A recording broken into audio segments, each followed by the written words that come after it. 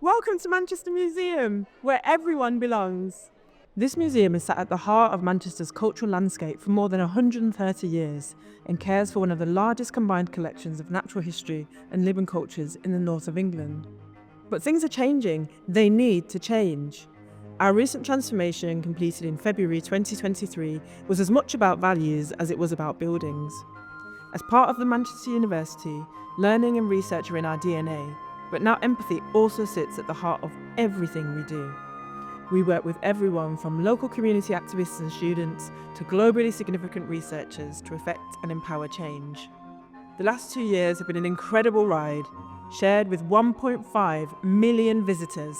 So come with us as we journey through our snapshot of the museum. I grew up in China with Mandarin as my native language, and I love the missions and the values Manchester Museum have to be inclusive, to be imaginative and caring. Some of the ways that we attempt to make the museum feel a more welcoming and inviting space for diverse communities are things like our prayer room. So we've got a quiet room which we developed in collaboration with neurodiverse colleagues, understanding that actually museums can be quite loud and noisy spaces. The museum works in partnerships with different organizations like Pink College, a special art school that works with neurodiverse students. Pink College campus sits at the heart of Manchester Museum. Inspirational staff, the wonderful people. It's the best thing that's ever happened to my daughter. We've got a really lively Celebrates programme. So we had a brilliant Lunar New Year celebration this year. We have a yearly Africa Day, community iftar, Diwali, Vaisakhi celebration.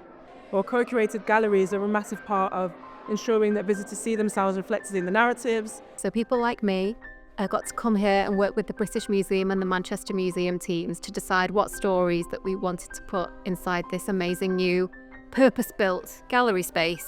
It means that there's so many different voices can come through from different ages, different generations. The top floor space is our hub for community action and social justice. It's where we utilise our resources to help support the brilliant work happening outside the museum, just like the work of Ardent Climate Action.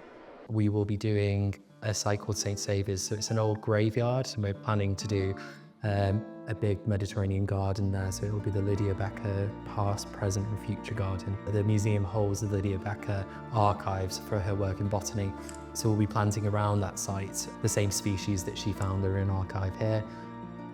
We work with a live collection of reptiles and amphibians, and through this work we're able to address some of the biggest environmental challenges that we face as a society, conserving some of the rarest species on the planet through our non-invasive research program, where we help to develop technology and methods to help protect these animals, and then finally through our really amazing education program. As a colonial institution, it's really important that we think about how we address that past, and one of the ways we do that is through repatriation. We repatriated a number of items to the Anindiliaka community and facilitating the healing that happened when those objects made their way back into that community. All the families back home, they proud, happy. It makes us sad, cry when you see it the first time.